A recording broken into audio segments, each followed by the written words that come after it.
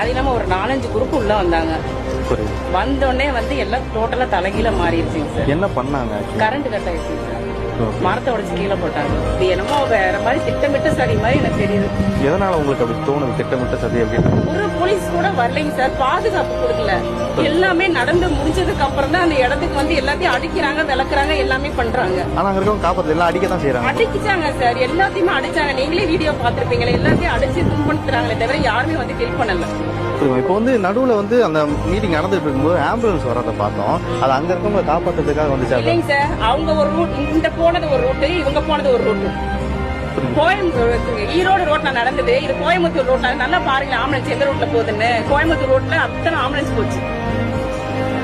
ஆனா ஆம்புலன்ஸ்ல இங்கிட்ட இருந்து வந்த ஆம்புலன்ஸ்ல ஒருத்தவங்க கூட கிடையாது. எல்லாமே பசங்க ஹெல்ப் பண்ணி அவங்க ஆம்புலன்ஸ் வச்சு 10 ஆம்புலன்ஸ் மேல அவங்க தான் கொண்டு வந்தாங்க. 10 பேர்ல வெறும் ஆம்புலன்ஸ் தான் போச்சு. அது பசங்க ஆதங்கப்பட்டு கூட அடிச்சாங்க. அங்க நிறைய பேர் சொல்லிருந்தாங்க ஆம்புலன்ஸ் டிரைவரை போட்டு அடிச்சுட்டாங்க. ஆமாங்க, அடிச்சது உண்மைதான். ஆனா வந்து வெறும் ஆம்புலன்ஸ் ஓடி போனா யாருக்கா இருந்தாலும் டென்ஷன் ஆகுமா? ஆள் ஏத்தல, ஆளெல்லாம் ஏத்தல. போயிட்டு ஒயின் போன ஆம்புலன்ஸ் திரும்ப வந்தா உங்களுக்கு எப்படிங்க சார் இருக்கும்?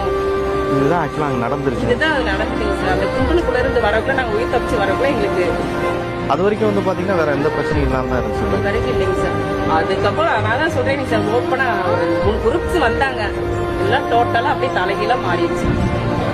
அதுக்கப்புறம் தான் எல்லாமே தலைகீழ மாறிடுச்சு சார். அதனால வந்து அந்த தளபதி சார் என்ன பண்ணாருன்னா, அவர்கிட்ட என்ன பண்ணதுன்னு தெரியல, மக்களை பாக்காதான் எதை பாக்குறது தெரியல. சரியா கூட பேசல, உடனே கிளம்பி போயிட்டாரு.